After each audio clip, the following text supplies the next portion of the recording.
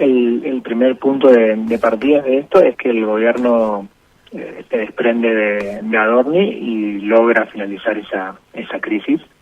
Por supuesto no es un tema clausurado, porque no ocurre unilateralmente, pero logra retomar de alguna manera el control de la discusión política,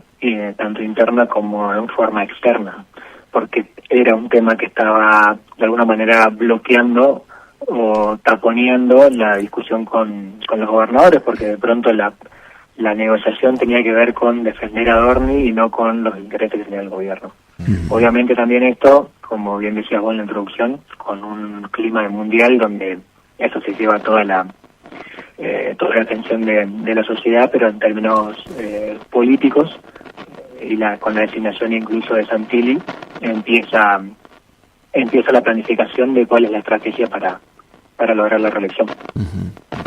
Tal vez no es una garantía, pero sí vuelven a tener un interlocutor con el que pueden hablar de alguna manera el mismo idioma, como ocurría tal vez con Franco, que era lo que no había pasado con Adorni. Luego pasa a ser así interesante la posibilidad de que haya un cambio total, un giro de enorme magnitud respecto a la estrategia política que habían tenido durante el último año. En este esquema transaccional donde los mandatarios provinciales aportan los votos para el Congreso, para avanzar en primer lugar con algo que el gobierno considera que es clave y vital, que es la suspensión de las PASO, y a cambio el oficialismo nacional moderaría o directamente retiraría sus candidatos en las provincias que van camino a desdoblar las elecciones. Es una lógica de acuerdo bastante sencilla de comprender. El gobernador conserva la totalidad del poder territorial, evitando que un candidato libertario le fracture o le disperse el voto, maximiza así sus posibilidades también obviamente de tener los controles legislativos, los consejos deliberantes, los municipios, y como contrapartida acompaña a la libertad, avanza en la elección nacional. Fue noticia en todos los medios especializados de economía que el gobierno pagó más de 4.000 millones en tiempo y forma sin ningún tipo de estrés, sin salir a buscar ayuda, con los niveles de endeudamiento y de recesión de la economía va a ser la principal discusión. Pero eso decía, cuando nos preguntamos por qué el gobierno va a cambiar su estrategia de jugar de alguna manera solo a una con alianzas, tiene que ver con un reconocimiento de que la situación económica para la mayoría de los argentinos es mala, aunque haya una macro que dé certidumbre y que dé tranquilidad a los mercados o a las inversiones que necesitan esa tranquilidad de mediano plazo. Y obviamente después en términos de la oposición siempre es una discusión de qué tiene que pasar primero. ¿Es la oferta la que va a ordenar la demanda o hay una demanda que va a generar una oferta? Por eso también creo que es tan importante para el gobierno no permitirle a la oposición tener una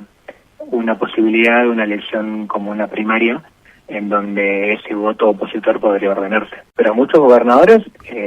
prestaron su apoyo y dieron gobernabilidad esperando después no tener conflictos electorales en las provincias, y la Libertad Avanza no cumplió eso. Con lo cual, creo que hay un esfuerzo doble del gobierno nacional en poder dar pruebas de que finalmente no van a jugar. Y entonces creo que hay una desconfianza que está muy bien fundada en los distintos gobernadores aliados en si esto va a sostenerse o no, porque además si la economía mejorara y el gobierno mejora, va a volver la pregunta hacia adentro del gobierno de ¿para qué necesitamos aliados? Los aliados aparecen cuando la situación está compleja y el gobierno no puede ganar sin esos apoyos. Pero si la situación les indica la competitividad que tuvieron el año pasado, va a ser muy difícil frenar a los candidatos locales, y va a ser muy difícil también que esa ala más radicalizada del gobierno va a generar mucho ruido adentro de que deberían competir por sí mismos y tener gobernadores propios. El escenario de la capital es diferente porque la gestión va recién por su primer mandato, lo cual siempre, o la mayoría de las veces, genera en la sociedad un ánimo de continuidad cuando la gestión tiene buenos niveles de aprobación, como es el caso. Entonces, la idea de la reelección del intendente tiene buena recepción en la sociedad. La del gobernador, no porque tenga malos porcentajes de aprobación, tiene números muy aceptables para el tiempo incluso que lleva en el gobierno, pero sí hay una idea instalada en la sociedad de que este era su último mandato. Esto nosotros lo vemos mucho en los estudios cualitativos.